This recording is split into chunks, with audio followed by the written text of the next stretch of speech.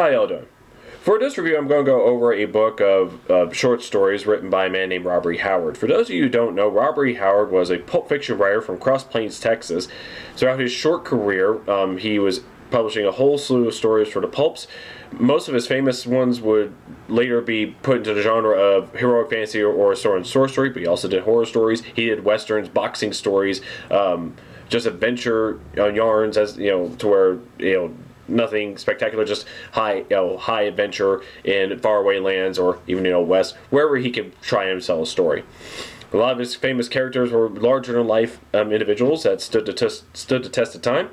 To show you some of his famous stuff, there we have he created Kull of Atlantis. He also did Bran Mac Morn, the last king of the Picts.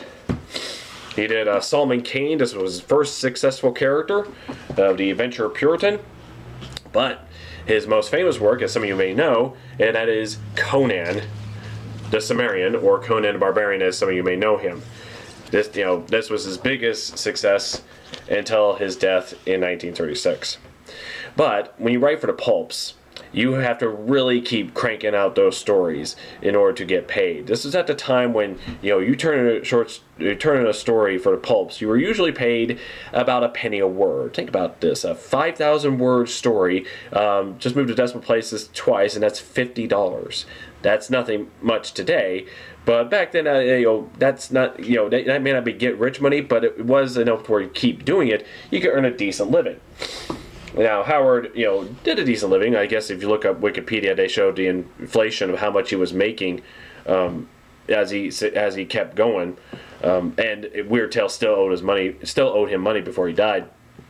But usually in the pulps, you had to keep writing it for just a penny a word, sometimes a half cent a word, but if you're really lucky, 2 cents to 3 cents per word, if you found the right market. But this one I'm going to go over is the horror stories of Robert E. Howard. This is a selection of 56 poems and short stories, and about 4 fragments and incomplete works that is about a total of 60 works that you could read about. And this gives you an idea of other works outside of his major successful ones. If you're just a regular Robert E. Howard fan, you may only know about his stuff that of the Conan, the Solomon Kane, Kull, and Bran Mac Morn, and others. But he wrote many other stories that are just, a lot of them are standalone stories, and some of them are kind of intertwined. You've seen hints in there. If you're already familiar with his other works, you'll see hints here and there of sort of an overall connected universe. So let's see if I can talk about this. So here you go. Wonderful set of short stories here. This one is illustrated by Greg Staples. It's illustrated throughout between the head of each short story and some wonderful black and white plates. So, and let's just say, I'll just try and go over this.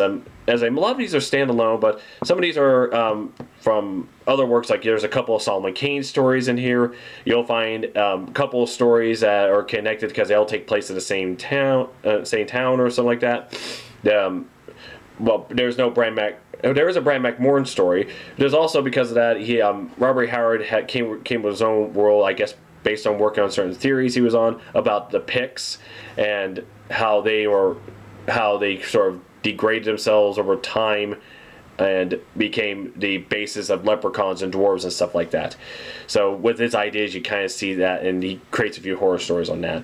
I'm just going to try and read on down here stories that sort of stuck in mind. Like the first 3, which really got me to buy this book, are about werewolves. There's like 1 poem and 2 short stories about werewolves, and I think that's great. The Dream Snake, that's where a man believes that he is he keeps telling his family that he's about to die because he has this dream that's of a snake that's about to crush him. Let's see. The Little People, I've read that one in the Bran Mac Morn collection. That's more of a more contemporary piece where a couple people who live near a Stonehenge-like area where the girl gets hypnotized, and her brother's trying to rescue her before the creatures that try to hypnotize her, who are try to abduct her. Bear in mind, with that story, there's like a page missing. Some of the works are incomplete due to time. Much as they try to preserve much as Howard's work, some of them are incomplete because they're missing and things like that. So, but still, even without that one part, it still works. But The Spirit of Tom Molyneux, that is an interesting one where it's a boxing story about a man who's a very good boxer, but he's going against an opponent who's a real ferocious animal. So he figures he might need help by calling on a boxer he is a huge admirer of, who inspired him to be a boxer. And the results are, interesting, about to say the least. Let's see. Hills of the Dead, that's a Solomon Kane story, when Solomon Kane goes up to Africa and faces the undead in that area. There's a couple of Solomon Kane stories here. Let's see. The Black Stone, that's one of the more supernatural ones, and this is guy goes into a secluded place in Europe there, and there's this huge black stone, and he finds this in a book in Occult, cults around the world. Excuse me, I have a cold. And he finds all the weird stories behind all that, and it's very little graphic when he starts to get into a trance and starts having. Or he goes to sleep there, and he starts having dreams of the activities he did there. That was a bit very graphic. Fair warning on that one. There's a couple of stories. Well, not a couple. There's a handful of stories involving a guy named Dr. Kerwin, and usually accompanied a guy named Conrad. And these are various stories I think you would probably constitute as a paranormal investigation. Weird occult things happening that these two get involved in. And one of those stories talks about a ring that belonged to a character from recurring character from the Conan stories of Thothamon. So it's things like that. If you are already familiar with Howard's work, original short stories, and then you read this, you kind of catch little Easter eggs like that. How I would call maybe not Easter eggs the right word, but you see the connected universe that this goes in. Things like that, and the Picts, because the Picts go back as far as Kull of Atlantis, and how they kept going through the world of Conan, and how they sort of came down over to the end in time through the 1930s with stories after Bran MacMorn and all that. Let's see. And there's some. Let's see. Children of Night, again, that's one of the Kerwin stories about. Again, one of the things I noticed that some of these that Howard has. People from his time dreaming about the events of the past. They go to a dream, or in this case in the story, a guy gets knocked out by an ancient club, and he starts dreaming that he's one of the people he believes is descended from the past, and how they interact with these monstrous creatures who used to fight against. So. And that's not the first time he's used that sort of technique. There's another story where a man is chasing a couple down to this cave, where these dwellers in these dark caverns. So as he's chasing him, he gets knocked out, and he dreams he's a barbarian after these two lovers going through this exact same cave, and facing all the obstacles of the dwellers in these caves, from them. So there's a little bit of some reincarnation and things like that, or dream connections like this. So Worms of the Earth, that's a Bran MacMorn story I just mentioned earlier. That's that I always particularly like. Bran MacMorn's the last Pictish king, and in order to get back, and the story is he's getting revenge against a pompous Roman ruler in Britannia, because he took one of Bran MacMorn's men, accused him of a crime, and unjustly crucify him and kills him. So he's getting his revenge, and one of the things he gets revenge on him is by making a deal with the worms of the earth, these monstrous creatures that may have been more like us, but over the centuries they lived underground and he generated these monstrous beings. So he takes advantage of them to get his revenge against this Roman ruler. Let's see. Black Canaan. Now, stories like Black Canaan and others like it, fair warning, these were written in the 20s and 30s, and there are some depictions of black people you will not, if you are sensitive to such things, you may not like this, so fair warning. I'm not. I think a lot of you can handle as adults that these are stories of its time.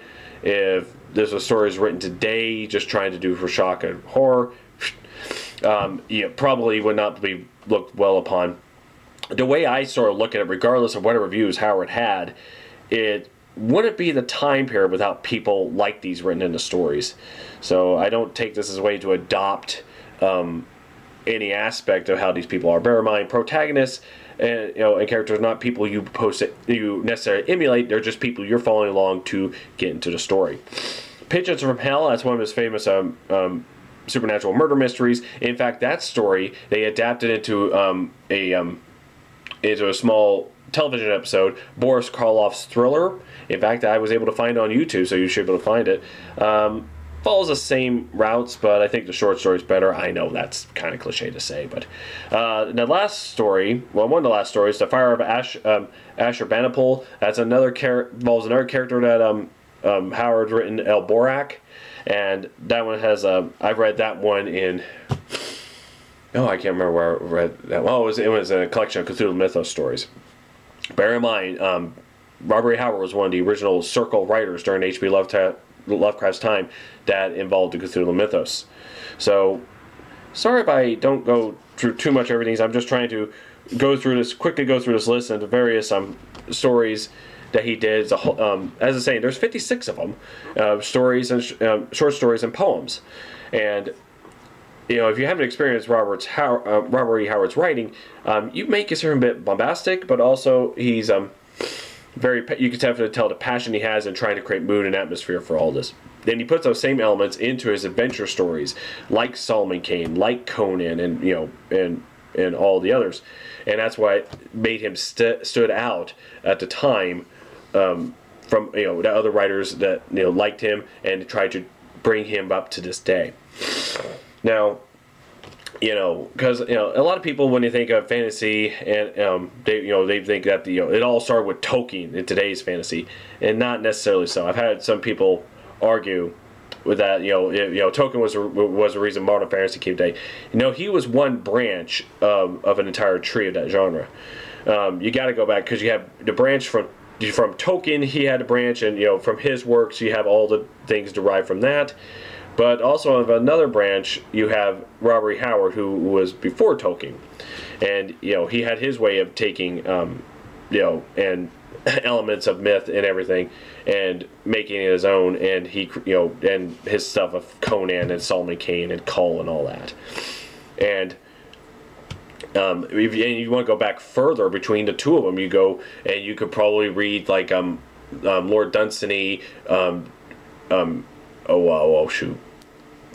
George MacDonald and other writers like that who were before them and influenced writers like these two. And you go back further to the more core, the trunk, or even to the root, and that is mythology and folklore. So this is just one branch you can explore of the fantastic, the weird tales, the sword and sorcery, heroic fantasy, and as Robert Howard's short stories. Sorry if I got that, so we went off to a bit of a rant there, but there you go. Check this out. I was trying to get this done before Halloween. Is a good theme for that, but you can read it anytime. It's good for good stories and all that. Now, granted, these are older stories, and when you read these, and some of them may not put you on in the edge of fear. I mean, there's a quote on top of this: "For stark living fear, what other writer is even in the running?" And that's from H.P. Lovecraft himself. Lovecraft always had high praise for Howard, and when you read these, you can understand what Howard was praised for, his wonderful use of tone and atmosphere. Lovecraft tried to do the cosmic horror of things, but Howard was more internal, the man's internal struggles of these things. You could see that. And these are horror stories that cover, as I say, they cover through all range and time. There's some westerns that have some horror, with some horror elements of ghost stories in there. There's some, guy again, Solomon Kane, which is, his adventure of Puritan. There's one story that takes place, I believe, in, around the time of Babylon and all that. So there's all that. And what have you. So you go across the board, and they cover from monsters to ghosts to all that, and it gives you a good sense of the time. Probably, if your best mindset is imagine a time where you don't have television, you may have a radio, but radio may be limited to some degree in what it presents. So everything else, you go to reading. And pulp magazines and stories provide you a lot of these things that you wouldn't think existed at that time, but believe it or not, this was the time it happened, and maybe just a little bit before.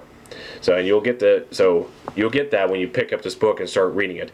I won't guarantee you'll like every story, but there's a lot of these. But I'm hoping that in the end, when you do read all this, you kind of have a respect of what this man contributed into the horror and fantasy genre that we come to know and love, and how it intertwines all the things we enjoy in modern sense. So there you go. Robbery, the Horror Stories, Robbery Howard. Thank you all for watching. You have a nice day.